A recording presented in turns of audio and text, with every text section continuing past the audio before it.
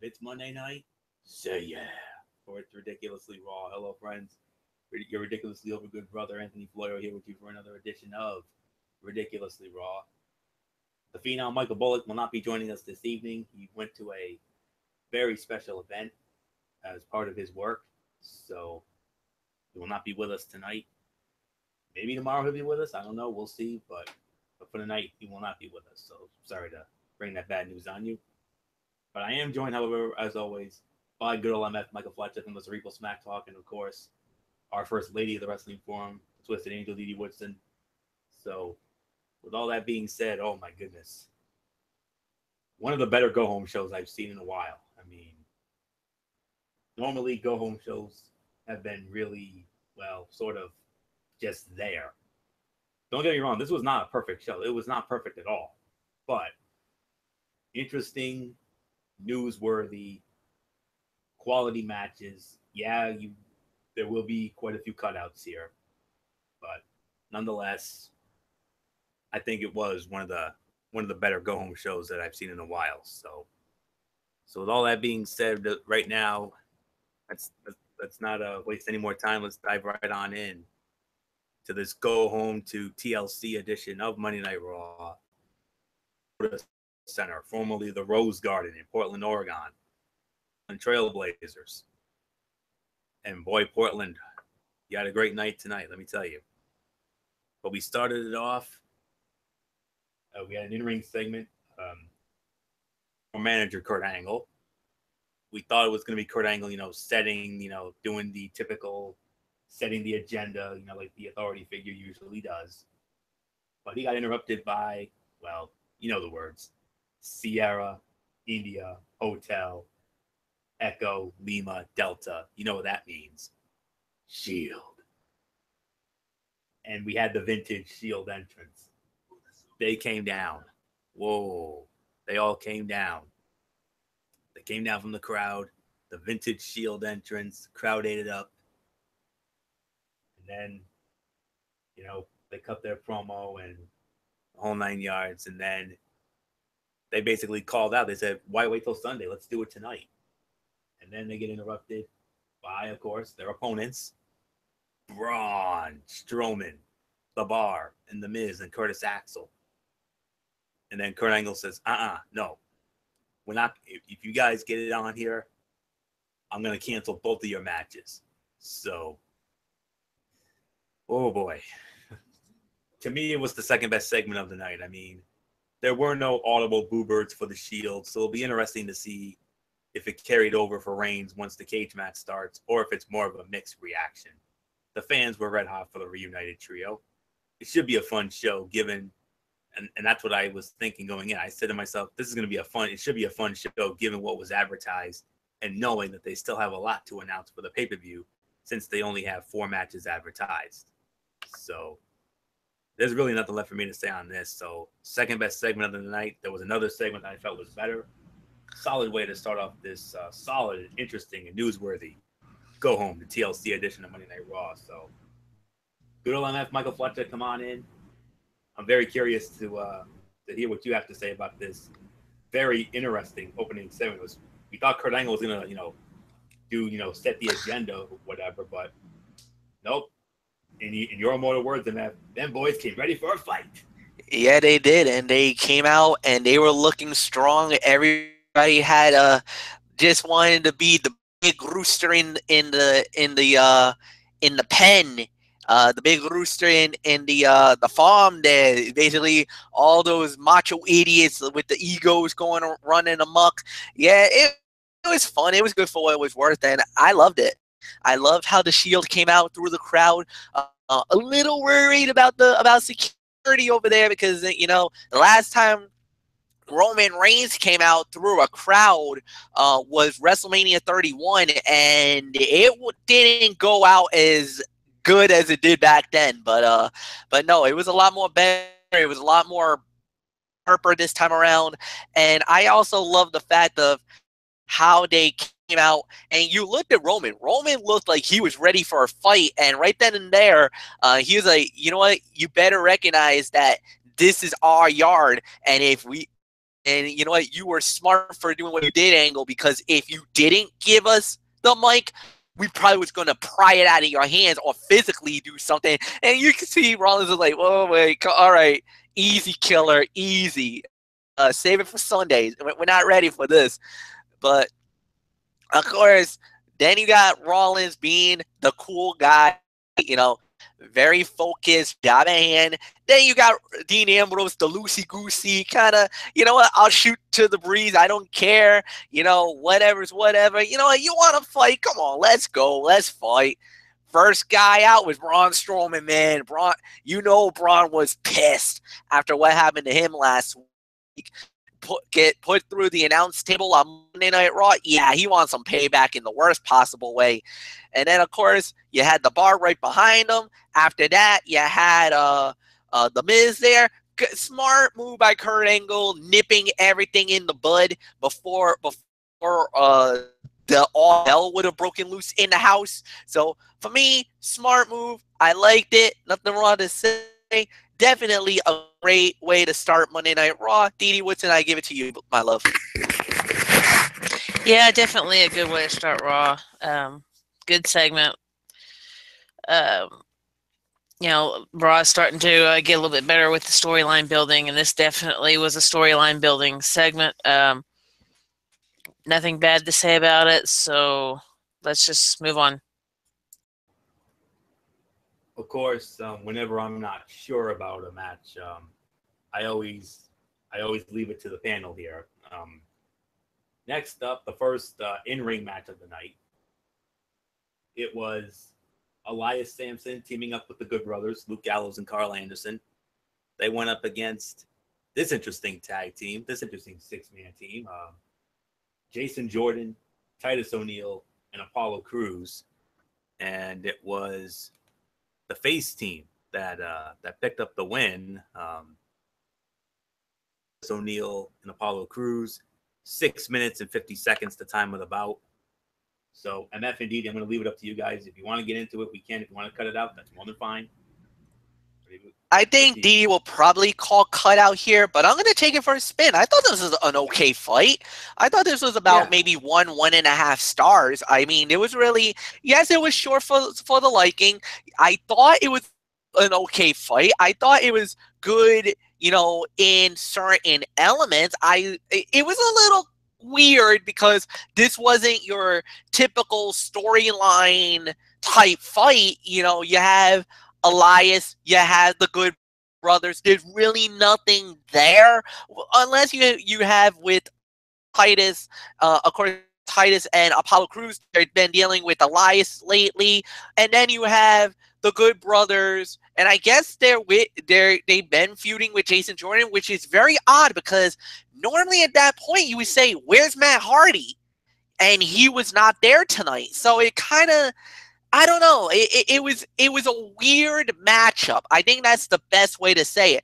This was just kind of a weird element type fight, but it was all right for what it was worth. I mean, they gave it their best shot. I mean, with the limited time that they had, this was at least a little bit of a passable fight for me. 1.5, but I can't go any higher than that. Well, I'm actually going to give it a smidge higher. Aditi, did you want to chime in on this match? All I was going to say was I was going to give it maybe 1.5 to 2 stars, and that's about as far as I'm going to go. Okay, fair enough. So now I'll take it for a spin. 2 stars. I agree with Didi's rating for the most part. I mean, like MF said, it was a random 6-man tag match. They didn't really seem to be setting up anything for the pay-per-view within this actual match. It was one of those trifle unnecessary matches. But so with that being said, let's move on here. Now this is a legitimate cutout for sure. Cruiserweight matchup. Cedric Alexander, he had Rich Swann in his corner. He went up against Jack Gallagher with D. Brian Kendrick in his corner. Cedric Alexander wins the match 3 minutes and 15 seconds with the lumbar check. Received a better reaction than a lot of the non-title cruiserweight matches typically get on Raw. I'm not sure if the tag match will appear on the actual show or if it's a kickoff show match. ILC website. So we'll let you know if that changes during the show. It did change during the show. We'll get into that in just a little bit. But yeah, my rating for this, another 2 stars. I'll give it another 2 stars for the effort. Yeah, why not? Short match. So, okay, now we're back to the relevant stuff here. Hold on, Florio. Hold on. I want to give a couple of seconds of my thoughts. I agree with 2 stars. This was an okay fight. Nothing more to say. I must admit, man, that lumbar check, man. I'm gonna say it. That had to be one of the best looking lumbar checks I've seen. And I got to give it up to Jack Gallagher. He sold that so well. Well done, Jack Gallagher, because he made that look more devastating than it normally does look. Sometimes when he does that lumbar check, it's a little wonky. Sometimes it doesn't come off really beautifully, but this had to been, at least in my eyes, one of the best looking lumbar checks. It even had me channeling my Mauro Ronaldo, going homo lomo. Yes, I love when you channel. Well, there are 3 guys. There are 3 legendary announcers that I love you channeling him. He's one of them, more Ronaldo, and of course the others, the two that you remind me of more than any 2, of course, Gorilla Monsoon and Jim Ross. But nonetheless, yeah, you made a great point. I mean, that lumbar check is one of the sickest moves out there. And one little nitpick. I still don't get why they turned Jack Gallagher heel. I mean, he was so over. He was one of the most over guys in the cruiserweight division, and they turned him heel for obviously no reason. But and Cedric Alexander, who, in my opinion, is the best cruiserweight yet to win that cruiserweight championship, and I have faith that I believe one day, maybe sometime next year, I think he will be a cruiserweight champion. He's too good. He should have been one already, in my opinion. Story for another day, but now let's just move on to once again segment. And Miz's guest was actually Braun Strowman, but the Miz was out there, Axel was out there, the Bar were out there, and they talked about what they were going to do to the Shield, the TLC, and Strowman was going to do to Roman inside the steel cage. Which was one half of the big double main event that was advertised for this show tonight, which was a smart move, by the way. Always great to advertise. Monday night with a solid Monday Night Football game, and of course Game 3 of the ALCS with the Astros and the Yankees. Kurt Angle would then come out and Miz said, "Hey, Dean Ambrose said we could beat 4, 5, or 6 guys," and Miz said, "I'm going to add another guy to my team." And Kurt Angle says, not going to happen. But here's what we're going to do. We're going to raise the stakes in the steel cage match. If Roman Reigns wins, and it's a 3-on-3 match, the Shield against the Bar and the Miz. But if Braun Strowman wins, then they can add a 5th member of the team, and everybody agreed to the stipulations. So yeah, this to me was the segment of the night. I mean, actually, I believe Ambrose said the Shield could beat 6 guys, so why stop at 5, Miz? I mean, I still wish this was a 6-man tag match minus the Miz, who makes the heel team feel like less of a threat than they would without him. Even so, that was a nice hook for the cage match later in the show, and yeah, great way. So I'll get to more of my thoughts in just a minute. So Didi Woodson, let's get it to you here. Yeah, it was a good segment. Definitely storyline building. Definitely connected big time to the first segment of the night.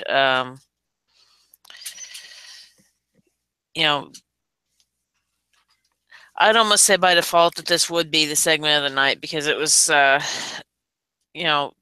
so tied to so many elements of the show for the night. Like I said, with the first segment, and then, of course, 2 other matches as well. So, So yeah, not much more I have to say about it. Interesting stipulation that they put on for the cage match. Whether Miz gets his fifth man or not, and who the fifth man is, you'll have to wait till later on in the show. So I toss it back to you, Florio.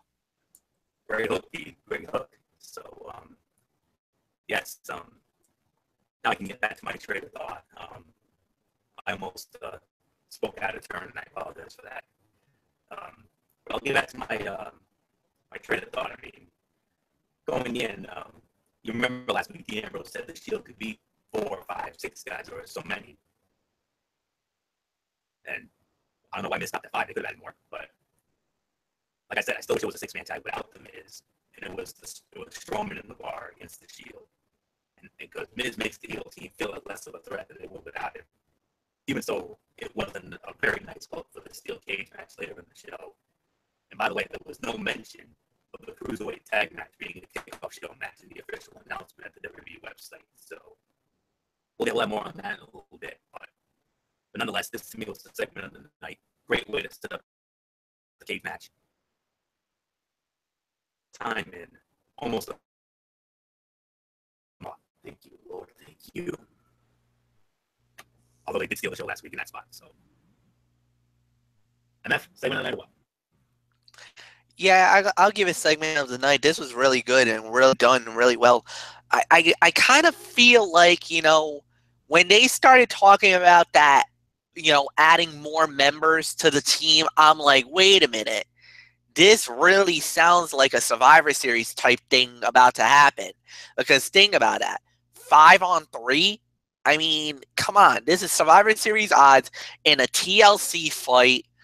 Either you're setting up the Shield to fail, or you're about to make them look really strong, more stronger than ever before, and the 4 that we have, and if there is a 5th, we don't know because, we still got to wait till later in the night, but if there is a 5th member, you want to talk about the biggest golden shovel ever in WWE history? It's bad enough you buried Braun Strowman once with Brock Lesnar. But in TLC, you might actually let the entire Shield bury 4 guys. Well, now, Miz, okay, I guess we got the benefit of the doubt. I mean, some people like him, some people don't. It depends on what type of fence you're on that one. But the Bar is one of the best tag team people they got right now in the company, and I would be a little annoyed if they actually bury him. And Strowman, okay, can we say Universal Champion by now? And should have been last month? Now, I know Anthony Florio and Michael Bullock went absolutely bonkers over what happened, but didn't I tell you that was going to happen? And I'm telling you this right now. I don't give a damn if it's 4-3 or 5-3, whatever the case may be. The Shield is going to win. Believe that. Nothing more to say. Anthony Florio, it is all yours.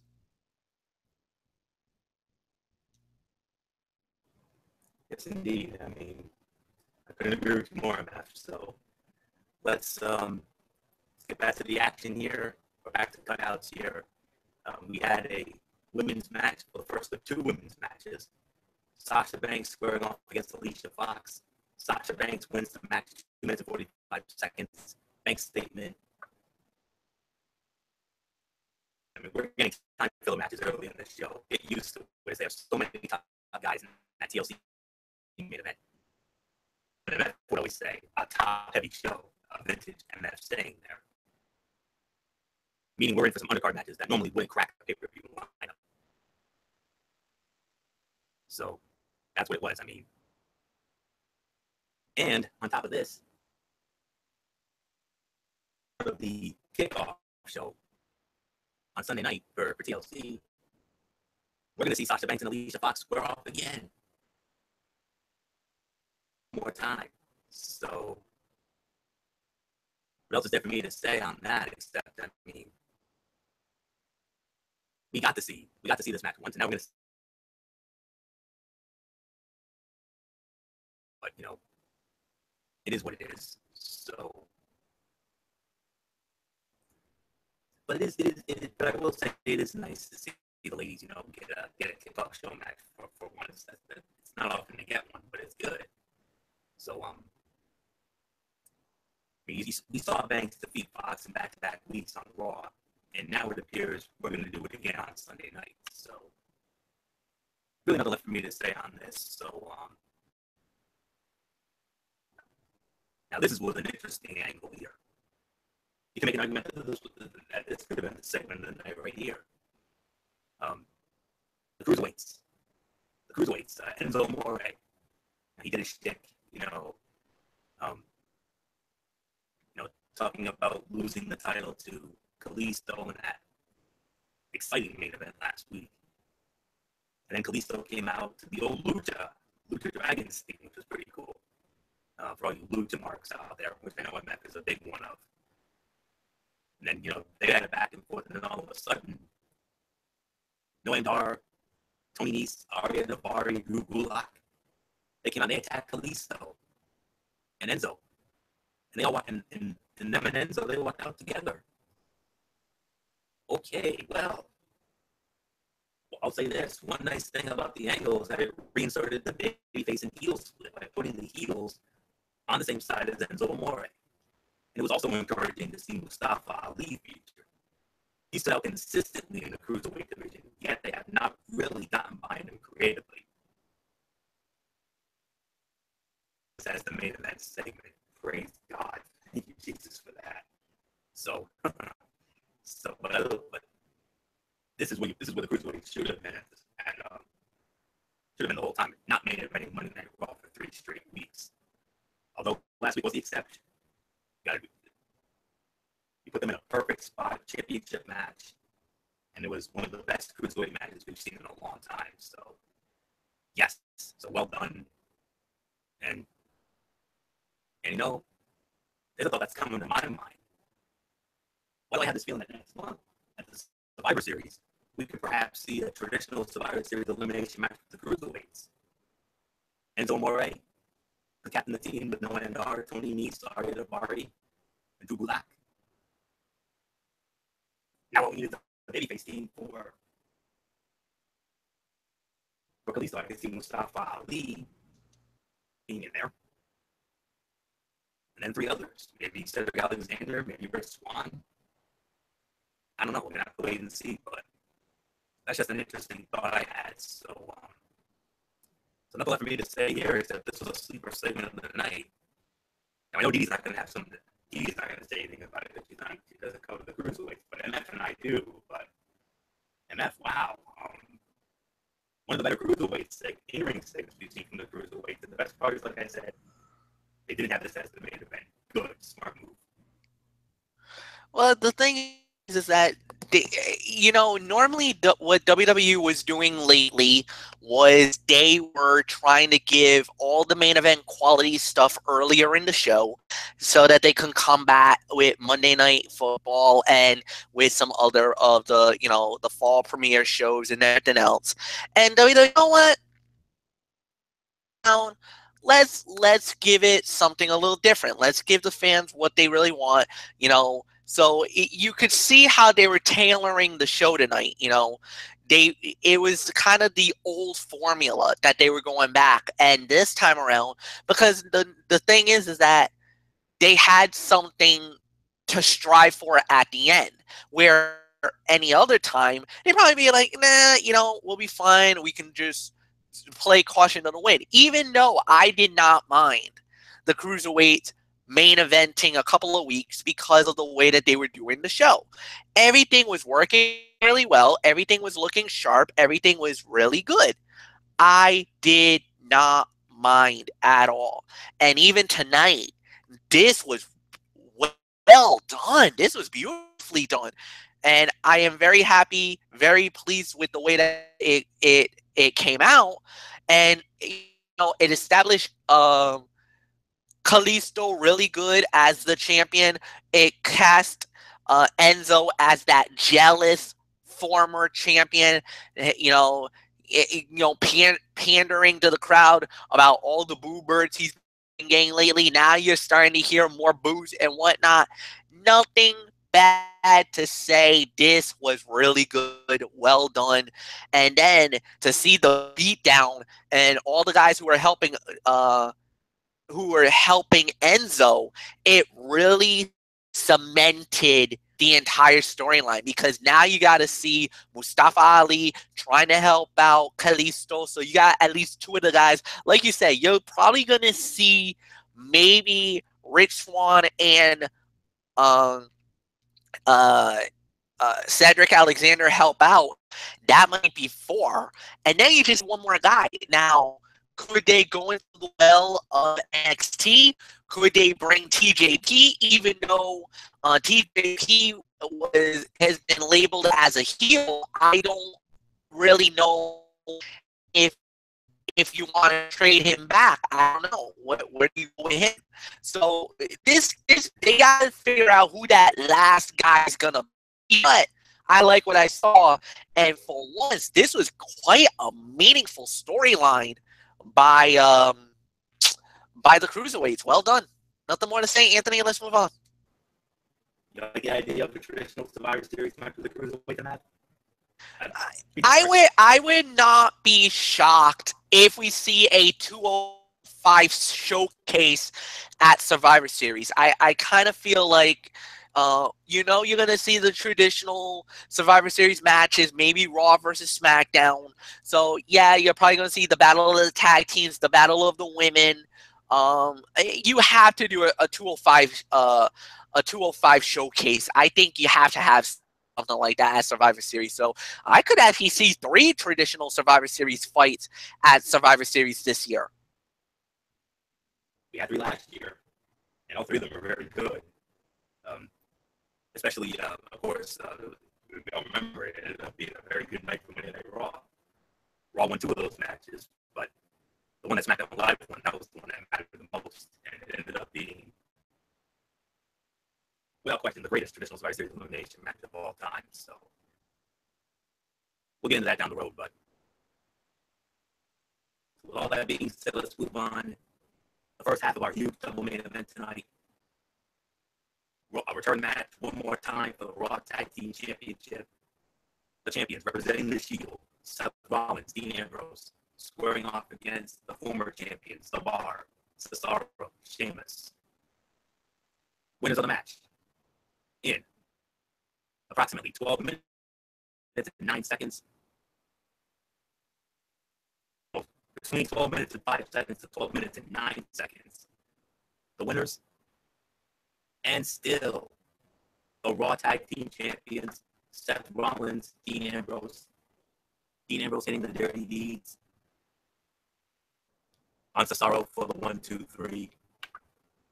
So I believe it's MF who starts this one off, I believe, correct? So lucky you, MF, you get the lead off on what was one. I mean, these 2 teams, they never disappoint. SummerSlam, they stole the show. No Mercy, they did the same thing. And boy, howdy, they did it again tonight. They came right at it, man. This is easily, you could easily call this fight of the night. This is definitely one of the top matches of the evening, and this was excellent. 3.5 stars for me. I really loved how this body of work came out. Predictable ending, though, because we kind of expected that the Shield was going to win it, but this was unbelievable war, man. This was a fight to the finish. They really brought everything together. I love the dynamic, the body of work of all the guys involved. So no, to me, hats off to all 4 competitors.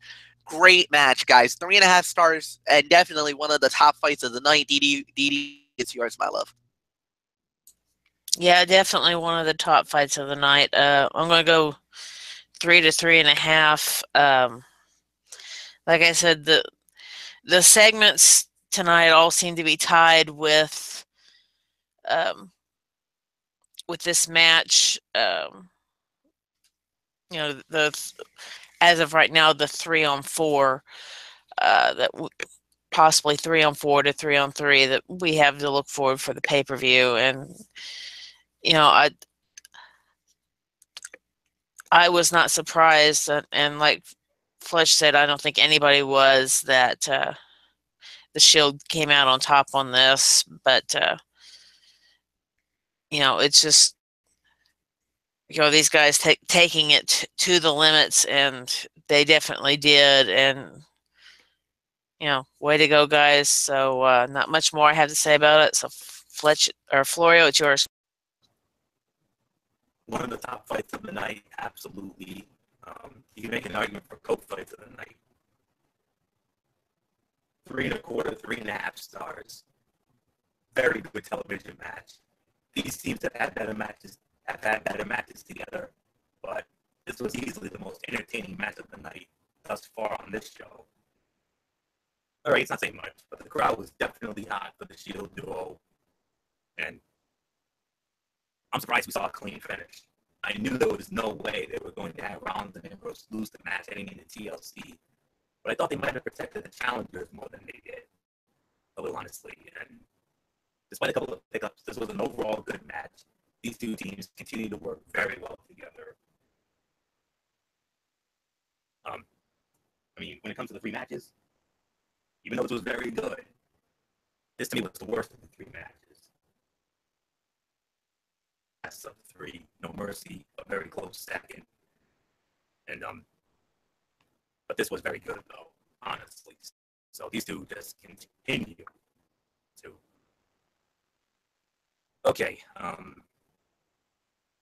think this is going to be a cutout here. It's not often we say Finn Balor is a cutout, but this is one of those rare times that he actually was a cutout. Because Finn Balor, what happened here?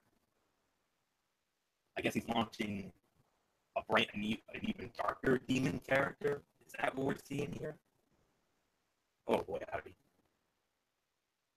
TLC is going to be this, I guess we could say, new demon Finn Balor against Sister Abigail, Bray Wyatt.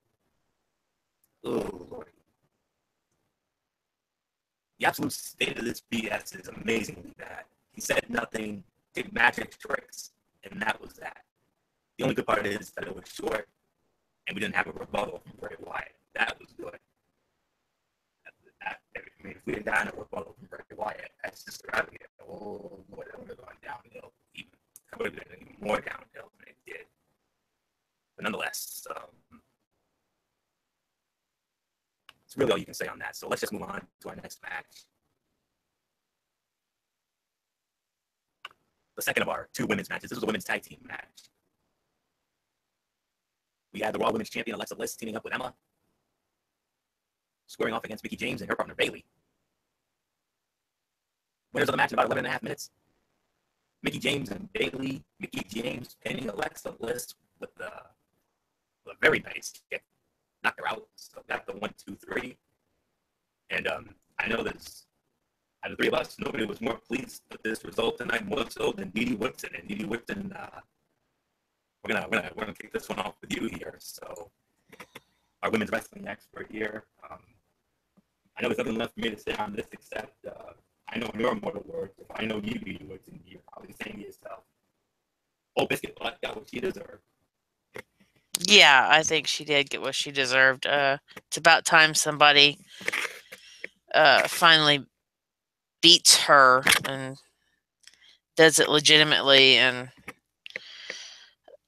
both Mickie and Bayley both have a grudge against Alexa Bliss because, of course, she's. Let's put it this way: who in the locker room has Alexa Bliss not screwed? I don't think there's really anybody that she hasn't. I mean, even her so-called best friend, Nia Jax, she has at one point screwed somewhere. And now here she's sweet-talking Emma to try to make her next, big thing to keep her from getting her little self in trouble. she's always trying to have some sort of a backup plan, and this was no different. Tonight she sweet talked her for this, and we all kind of see what happened here. Emma ended up, helping some, but in the end, didn't save Miss Bliss from the inevitable pin that took her out. So I'm going to give this about 1.5 stars, maybe 1 3/4.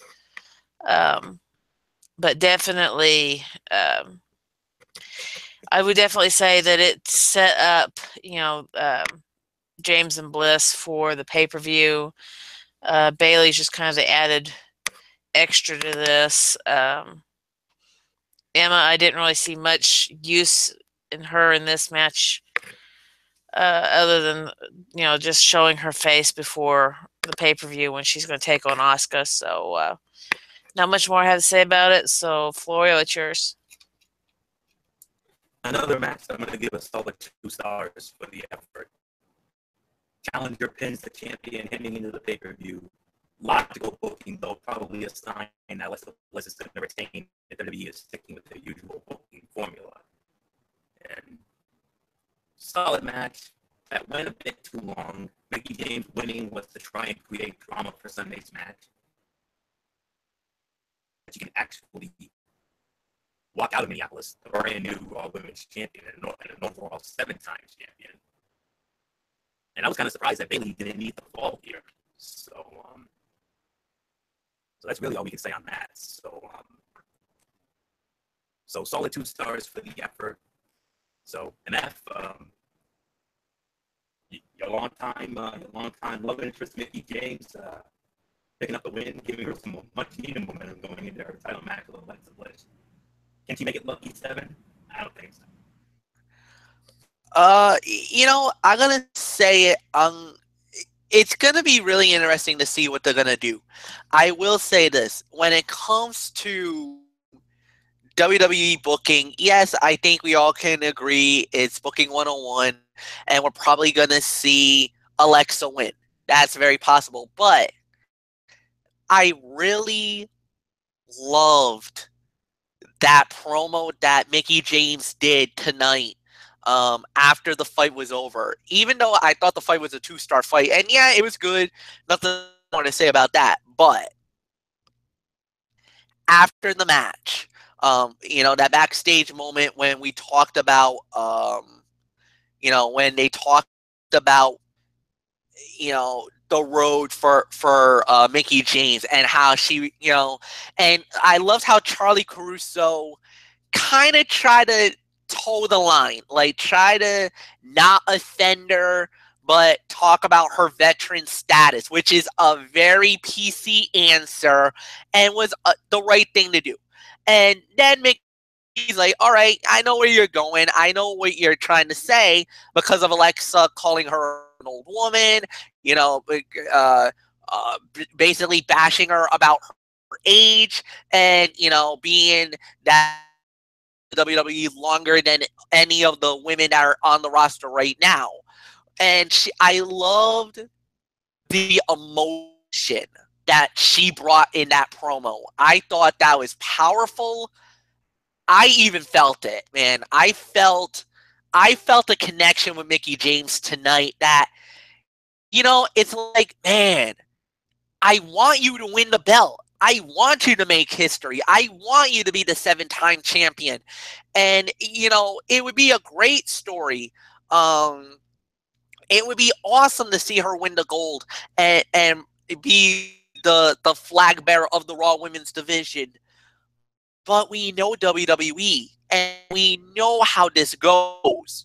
I hate it because I know 9 times out of 10, they're going to give the champion the due. And with Alexa being so red hot right now as the women's champion, unless it's one of those where maybe Alexa gets disqualified and maybe continues the story a little bit, then maybe I'll give Mickey a chance, but I think we all can agree. I think Alexa's going to successfully defend the title, and she's going to be going onward as our Raw Women's Champion. Now, for Bayley to be a part of it, I really think, they just needed somebody just to throw out there for tonight's show. Of course, with Emma, she's got a bigger fish to fry on Sunday, because now she's got the Empress of Tomorrow. She's got Asuka to deal with. And, and one other factor is I kind of cringed a little bit how Cole Booker and Corey Graves were talking about how Emma was going on social media, talking to Asuka, saying, Asuka, I was the reason why you came to WWE. So for that, you're going to know why I started the Women's Revolution on Sunday. And I'm like, oh, no. In the back of my mind, and Florio, I know you're thinking it too. Remember how all those fans start yelling, Asuka's gonna kill you, Asuka's gonna kill you? That was going through my mind when they were doing that little, when they were talking in the broadcast about what Emma did on social media. And I'm like, baby girl, you just don't get it. Who on earth you're dealing with? Remember, this girl gave you a concussion on a WWE live event. You don't think for 1 second that she might not give you another concussion? I mean, God. Look, good luck to Emma. I love you, baby girl, but it's gonna be like the old thing with the with the blinders. I'm putting my hands on my face, and I'm gonna probably be peeking. My eyeballs will probably peek through my hands after I see the massacre that might happen on Sunday night. That's all I'm saying. Anthony, just move on. Oh yeah. I know it's gonna be tough for you to watch it, Matt, because you are the biggest Emma supporter that I know. And at first I didn't get it. You had that can't be comedy gimmick with Santina Morella. But once they turned her heel, and once they did what she's been doing in NXT and all that, I said to myself, okay, now I know why Emma loves her so much. Now I get it. So not just the beauty, but also her wrestling ability. So, but I also like the quirkiness that they had with her. I kind of found that actually adorable. I don't know why. I just kind of it kind of was one of those weird things. I kind of I kind of digged the little quirkiness and the goofiness that they brought. I thought that actually that definitely was like it's I don't know how to explain it. It just I was intrigued. Let's say that. I think that's the best way to say it without getting in trouble. I was intrigued over Emma when she first started in WWE. Yeah, of course, fair enough. Absolutely, I can see why. So all that being said, let's move on now. It's main event time. Oh boy, here we go. The other half of the double main event. Steel cage match. Roman Reigns, Braun Strowman. Remember the stipulations laid out by General Manager Kurt Angle. If Roman Reigns wins, Braun Strowman is out, and it's a 3-on-3 even Steven TLC match at TLC. If Braun Strowman wins, then the heel team gets a fifth man. When all was said and done, there was a lot of chaos in this match. The winner of the match, between 17 minutes and 20 seconds to 17 minutes and 25 seconds. The monster among them, Braun Strowman, but he didn't do it all by himself. He had some help. Oh, did he have some help? a legend that we have not seen, a man who is celebrating his 20th anniversary with WWE as this character. You remember this man. He debuted 20 years and 11 days ago when he ripped off the door of the Hell in a Cell match, the inaugural Hell in a Cell match with The Undertaker and Shawn Michaels. Yes, the Demon is back. The Devil's favorite demon. The Big Red Machine. The Big Red Monster, whatever you want to call him. Kane is back. And Kane will be the 5th member. So now, it would be The Miz, The Bar, Braun Strowman, and Kane. 5-on-3 tables, ladders, and chairs match against the Shield. Sunday night at TLC. Oh, Lordy.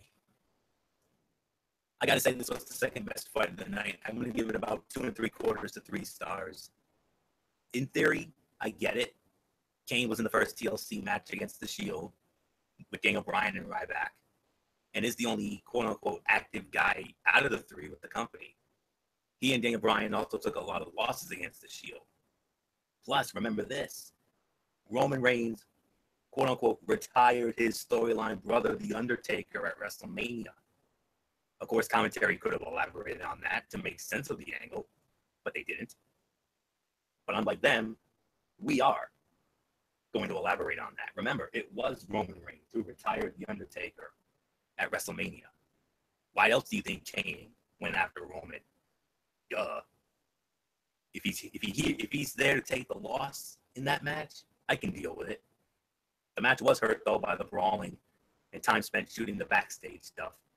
Kane's return was a solid surprise. I just wish commentary gave some context as to why it happened. But other than that, Kane was a fun surprise. We honestly didn't expect to see him again until his political race concluded. My guess is they tie in Kane attacking Reigns to his storyline brother Undertaker being retired by Reigns at Mania. But that's just a shot in the dark. It could be as simple as Kane is a madman and there's no explaining his actions. Either way, he's a fun addition to what is clearly a one-match TLC show. 2 3/4 to 3 stars. Second best fight of the night. Reigns and Strowman, they deliver again inside the cage. Chaos ensued. And MF, as we give it to you, it wasn't, once again, in your immortal words. Was it just me, or did this seem like, in your immortal words, a back alley gang fight tonight? It was. This was chaos among the ranks, man. This was absolutely phenomenal how the show ended. I mean, the emergence of Kane, it doesn't make. I think that's the one thing that the fans have to wonder is why. What is prompting this? What is this about? Maybe you can go with the storyline that this is about maybe Kane getting revenge on Roman for Undertaker at WrestleMania because of the way he went out. Is this Kane's own personal business? I don't know. When I heard or when I saw the animation of the and then you hear Kane's music, I'm like, what is this about? It actually, at first, it made no sense why Kane's going after Roman Reigns, but then I'm like, could this be revenge for Taker? Now, something that might prompt Taker to come out and do something. There's more down the line that we need to talk about. But as far as this fight goes, yeah, without a doubt, excellent fight, great main event. 3.5 stars for me. It's just the way we got to the end was great, but it also left me a little confused why Kane showed up. But now that I sat down and thought about it, it makes more logical sense now than it if we would have been talking about this about an hour ago, I probably might have ranted here and would have flipped out and say it makes no sense.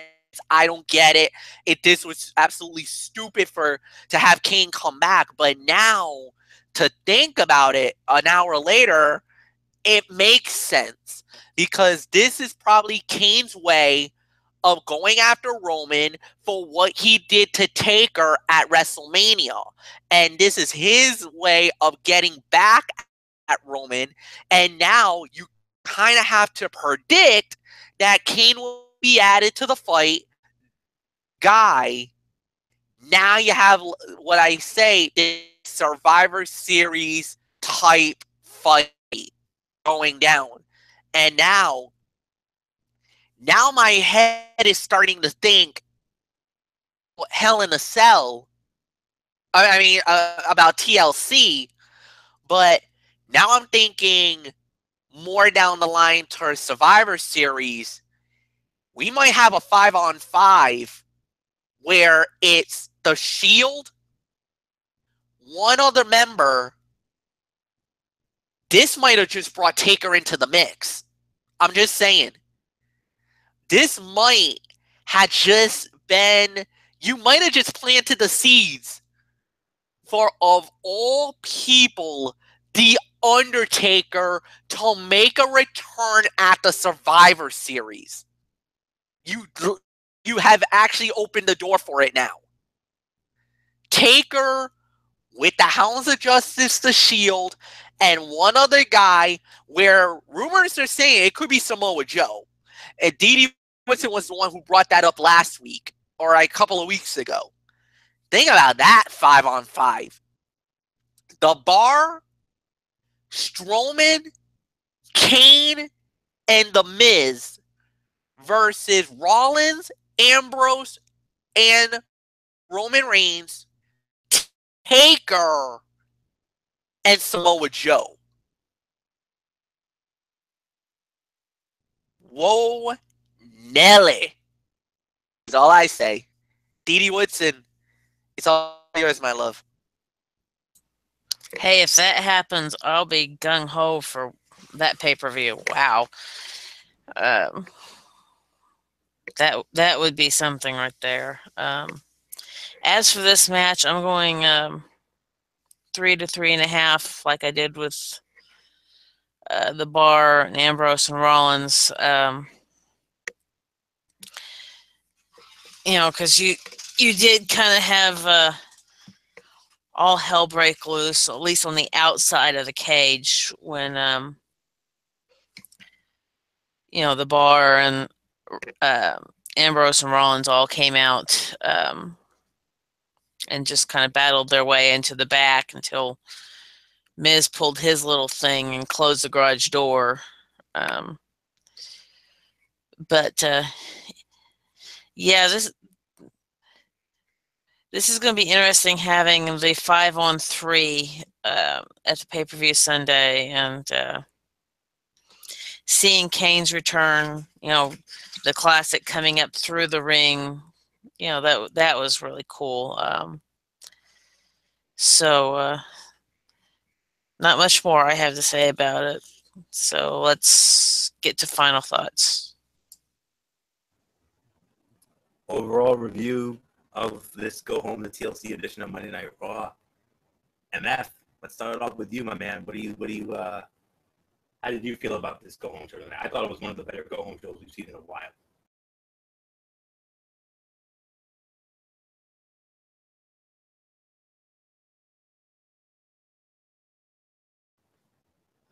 Okay. I don't know where MF is. Maybe Dee Woodson, maybe you want to get a quick thought in about this show tonight? This was definitely one of the better go-home shows. Because for once, Raw finally hit it with, not only connecting everything, because you had all these backstage segments that were connected to, the Miz and his team, and then and the Shield, even to the point to where they took out Curtis Axel because Axel thought he was going to be the fifth man and decided to go on a witch hunt for Roman Reigns. But yeah, I mean this was definitely what we've been stressing that Raw needed to do, which is build a storyline based show, and it sounds like and looks like they finally did it. They finally connected their storylines. They actually put the show together in a way to where it was enough to keep your attention, even if the matches weren't great at some point. They still kept your attention because they were storyline based matches and they were all connecting. Excuse me. They're all connecting to lead to what we're going to see Sunday at the pay-per-view. And it started off kind of slow as far as match wise go. I mean, most of the segments were just very, very well done, but as matches wise, they started off slow, and then as the show went on, they just kind of gradually built and got a little bit better and a little bit better all the way through. Very heavy segment show, though, between backstage and in ring. And I kind of like that better because you're not trying to cram 8 matches in a 3-hour show, and you're actually giving them time in the match to work on the storyline, to work on what the fans are wanting and needing to lead into the pay-per-view, or whatever storyline that they're working on. So for me, I'm going to go ahead and I'm going to probably give this about 6.5 to 7. But yes, it was a very, very strongly built storyline show, and I was very pleased with it as far as that goes. So not much more I had to say. I'll see you guys tomorrow. All right, we'll see you tomorrow night for the Cerebral Smack Talk over on MF Channel, Brace Fan 95 as always. So yes, I agree with your rating for the most part, 6.5 to 7 out of 10. Like I said, one of the better go-home shows we've seen in a while. Solid, newsworthy, interesting. I mean, both double main events delivered. Tag team championship match was very well done, with Rollins and Ambrose going over. Braun Strowman and Roman in the cage. That was just as good. And you had some other solid matches, that women's tag team match. And a couple of other solid matches here and there. And then you had those very good segments. Those in-ring segments were also very good as well. I mean, the opening segment with the Shield with Kurt Angle, and then that Miz TV segment with Strowman and them. And then even that Cruiserweight segment actually delivered. So yeah. So yeah, this was a well-done show. No question about that. So I couldn't be any more pleased, as you will. And yeah, so looking at the now updated card for tables, ladders, and chairs, we have 6 matches. Yeah, 6 matches on the main card, 1 kickoff show match. On the kickoff show, we're going to have Sasha Banks against Alicia Fox. We're going to have Finn Balor as the Demon against Bray Wyatt as Sister Abigail.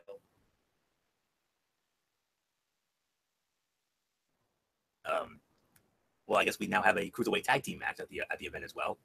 Jack Gallagher and Lee Brian Kendrick against Cedric Alexander and Rich Swann. The Raw debut of Asuka, when she goes up against Emma. Kalisto and Enzo Amore for the Cruiserweight Championship. Alexa Bliss and Mickie James for the Raw Women's Championship. Tables, ladders, and chairs handicap match. The Miz, Cesaro, Sheamus, Braun Strowman, and the returning Kane against the 3 members of the Shield. So there is your card for TLC. Into it, dissect every nook and cranny of it. So your turn, SmackDown Live. Let's see what you have in store for us tomorrow night. So with that being said, 6.5 to 7. One of the better go-home shows we've seen in a while. And Matt, hopefully you're hopefully okay, there you are. Let's get your thoughts on this show tonight. I mean, your show, SmackDown Live. Yeah, you got put on notice tonight. Let's see what you got in store for us tomorrow, boy. Anthony, in the past, you've always was like, oh, SmackDown Live, you've been put on notice and the whole 9 yards. And 9 times out of 10, we do answer the bell. I mean, there's a few times where we have actually gone wrong and it's gone bad. But, I'm all confident that SmackDown Live will deliver, especially after Monday Night Raw gave a 6 to 6.5 out of 10. I'm sorry, I partially disagree with you. I think 7's a little too high, but I mean, for what it was worth, it was good. It was definitely newsworthy and a very nice way to for the go home show for TLC. As far as anything else goes, I mean, it was, like I said, it was consistent. It was all right. I just want to see what they're gonna bring to the table when it comes to remember, we blew it out of the box with Hell in a Cell. So you definitely got something to strive for, definitely to say the very least. Even though your roster is a lot more deeper and the talent, I'll say, is probably a little more better than SmackDown Live, but you guys are considered the A show, so now you gotta handle your business and prove why you're the A show. That's the big thing. So nothing more to say. 6 to 6.5. Time for Tony's take, and Florio, what's yours? Yes, indeed. We got 205 Live. We've also got Impact Wrestling coming up. So let's dive it on in. I mean, I tell you, the last 205 Live I thought was a very solid show, no doubt about it. Well, the one I reviewed last week. This time around, can't really say the same. It definitely took a bit of a step back. I'm going to be honest with you. So, all right, let's dive in. Well, actually, I stand corrected. With the 205 Live, last week's show was the meh show. This is the better show here. We started it off. We had Renee Young in the ring. Renee Young brings out the new Cruiserweight champion, Kalisto. Remember, Kalisto won the title last week. She had a little interview with him, and then he gets interrupted by Enzo Amore with the Aria Daivari, and then Enzo announced that he was going to invoke the rematch clause, and at TLC he will face him. So, solid segment for what it was. What a match this was. 2 out of 3 falls match. Rich Swann against TJP. Winner, believe it or not, in 2 straight falls. Rich Swann, 11 minutes and 55 seconds. 3.5 stars. Very refreshing to have a 2 out of 3 falls match end in just 2 falls. And it was fitting. Swann already won the feud, which they really extended for no reason. So him winning 2-0 was a fitting final end. Match was very good, and they have strong chemistry. We already know that. And then the main event, interesting tag team match here. Kalisto and Mustafa Ali squaring off against Enzo Amore and Aria Daivari. Kalisto and Mustafa Ali wins the match in about 7 minutes. 2.5 stars, solid main event, allowing Enzo to get a little revenge on Ali, and also giving Kalisto a win to maintain its momentum after winning the title. 7 out of 10. 205 Live rebounded from the previous week's weak effort to deliver an overall good show. Good opening segment to open the show. It set up the main event. Rich Swann defeated TJP in a very good match to finally end their feud, while Drew Gulak attacked Akira Tozawa to get revenge and continue their issues. Overall, a good and like hour of television, no doubt about it. And they announced a couple of matches for 205 Live on Raw tonight. I can't remember them off the top of my head, but it should be a rather interesting show, to say the very least, going into it. So yeah, no doubt about it. So I couldn't be any more pleased with the outcome. Show 7 out of 10, like I said. Okay, I actually have it. According to, well, actually, these were announced on Raw tonight. We are going to have a return match. The Cruiserweight Champion Kalisto and Mustafa Ali will take on Enzo Amore and Ariya Daivari once again. And we will also see Rick Swann squaring off against Jack Gallagher. What a matchup that's going to be. Like MF and Gorilla would say. So definitely tune into that tomorrow night. 10 o'clock, immediately following SmackDown Live on the WWE Network. So should be a very interesting show, to say the very least. Definitely looking forward to seeing how that plays out. So with all that being said, let's move on to our Impact Wrestling review here before we wrap it up. Now, this was the meh show, if I'm going to be honest with you. See what we have. Well, we had LAX. LAX came out and OVE. They want a rematch for the World Tag Team Championship, and they're gonna get it at Bound for Glory in a 51-50 match. Oh boy. Okay. This was good in that they officially set up the tag match for Bound for Glory. Promo was okay, and the brawl was fun. So 51-50 match. That should be interesting. Then we had Rosemary in a knockout squash match against a young lady named Hannah Harper. Rosemary won in 45 seconds. No rating. Get in, hit your stuff, get out. And then we keep it going with the knockouts. Taryn Terrell, she came out. She cut the heel promo. She gets interrupted by Gail Kim. And, in theory, it adds to the build for the knockouts title match at Bound for Glory. It was okay, but felt a bit too been there, done that with those two. And then we had a 6-person mixed tag team matchup. Knockouts champion Sienna teaming up with Kayla Conley and Tejano, squaring off against Ali, Cowboy James Storm, and Desmond Xavier, the winner of the Super X Cup. The face team wins it. Ali, James Storm, and Desmond Xavier, 6 minutes, 45 seconds. James Storm with the last call super kick on Caleb Connolly for the win. All right. So Desmond Xavier has been gone for like 2 months and comes back and looks like just another guy and not the winner of the Super X Cup. The tournament and the follow-up, complete disappointments.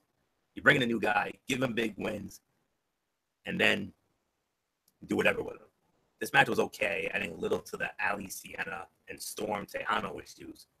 I'm sure it will lead to Xavier being thrown into a X Division cluster leap at Bound for Glory. So, really all I can say there. Then they show some vignettes from Japan and all this good stuff. And then a main event. Number 1 contenders match for the World Heavyweight Championship. Johnny Impact, Garza Jr. Winner of the match in about 14 minutes. And the number 1 contender, Johnny Impact. Johnny Impact's going to Bound for Glory. He's going to get another shot at Eli Drake and the Global Championship. Fight of the night, 3 1/4 stars. Overall, good and fun main event. Easily the best thing on the show. No doubt about that whatsoever. And then this America's Top Team nonsense at the end. That's going to lead to an interesting angle on the next show. I'll get into that in a minute. I'm sorry, this was a 5 out of 10. We're getting close to Bound for Glory, and the good news is that the World Championship, the Knockouts Championship, and the tag title matches are all set to go. Unfortunately, it felt like a completely nothing show. It was poorly laid out and formatted. 100 minutes in, we got only 2 matches and 7.5 minutes of wrestling.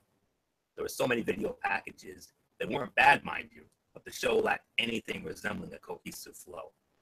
This was a show that if you missed it, well, you basically missed nothing. So, 5 out of 10. Coming up this week, now there's gonna be an angle with Joseph Park and Grado that's gonna set up a match at Bound for Glory. Jeremy Borash will be in there with Park and Grado and all this stuff, but it's gonna lead to an interesting angle. I'll say that, believe it or not. Taya Valkyrie, or as MF calls her, Talia Vicarine, she's gonna square off against Rosemary. Now I know that's a match MF's gonna look forward to. So will I. Another in-ring segment, America's Top Team. They're going to set up an interesting match for Bound for Glory. And then in the main event, Johnny Impact will square off against Chris Adamas. So there's your lineup for this week. 8 o'clock Thursday night, Pop Television. Check it out. And that's it. Ridiculously Raw for this week is in the books. We're going to get into our quick shout-outs. MF, take it for a spin, and then I'll set up some very exciting and interesting future content coming up. All right. First off, I want to say thank you to all the great fans out there for making the show as awesome as it is. You guys are the best fans in the world. Shout-outs to the super fans. You guys know who you guys are. To my friends in the junior high and high school days and the 2184 crew. I love you guys to death. Tomorrow night is another edition of Cerebral Smack Talk, 10:30 Eastern Time. Please note the time, guys. I'm Rays Fan 95. We got SmackDown Live. We got some Lucha Underground, Ultimo Lucha Tres. It's winding up. We got one show to go. Oh my God, what an event it's been so far. And of course, I got some RWA news. I got that for you guys, and that's going to be going down 10:30 Eastern. I'm Race Fan 95. Until then, it's Mike Fletcher. You know the routine. How's the pounds? I'm out. Have a good night, everybody. So long for now. Anthony Florio, take it home. We'll do it, man. Special shout out to all of our tremendous fans out there. Continue to make our shows as over as they are. We appreciate it as always. We're the best fans in the world, of course. Edie Woodson, Kevin Woodson and the Woodson family, Matt Ward, Jason Dixon Ball, Daniel Luttrell from the UK. Our other First Ladies, Kaiser Butler, Megan Silva, and Lexi Calloway, and our crew members, Tommy Souza, Derek Carrier, Jimmy Alden, Alvarez and Rob Parsons, and of course the man himself, Derek Ferreira, and of course Michael Bullock, who couldn't be with us tonight. He had a very special event with his work. That's why he couldn't be with us tonight, and that's why we didn't have our Raw chat as well. So we'll see if we have a SmackDown live chat tomorrow. We might. We'll see. So I'll say the rest of my shout outs for Friday, and on Friday I have a very special birthday shout out that I'm going to mention on Friday. So let's leave it at that. Okay, very exciting future content coming up. Of course, tomorrow night, 10:30, like MF said, the Cerebral Smack Talk. We're going to run down SmackDown Live. Dolph Ziggler, Bobby Roode will meet again, a return match from Hell in a Cell. And the WWE Champion, Jinder Mahal, is going to issue what they're saying is a very special challenge for Survivor Series. Now, if you've been reading your dirt sheets, you know what this challenge is. Quite frankly, I can't say I'm over the moon about it, but you never know. We'll see. So we'll leave it at that. And MF also said some RWA and, of course, another Lucha Underground Ultimate Lucha Trace recap. Looking forward to that as always, MF. And Thursday night. Oh, Thursday night. Are you ready for the biggest Strictly Sports college football Thursday show ever? Well, we're going to get it. Massive shakeups in the power poll. So many major upsets went down. Plus, on top of that, a huge double main event. Michigan, Penn State, USC, Notre Dame. Whoa. Get ready for Thursday. And if you thought that was big, how about NFL Friday? Whoa, look at this. Massive shakeups in those power rankings. And of course, a huge main event headliner, the Super Bowl rematch, the Atlanta Falcons, the New England Patriots in Foxborough, Sunday Night Football. We're going to dissect all, we're going to dissect that one, believe me. And then hopefully sometime Saturday, we'll have our complete preview of TLC. We'll preview all the matches and all that. and then the recap Sunday night, and then right back here for Ridiculously Raw next Monday night. So sorted all the fallout, and we can officially begin the road to my personal favorite pay-per-view of the year, the Survivor Series.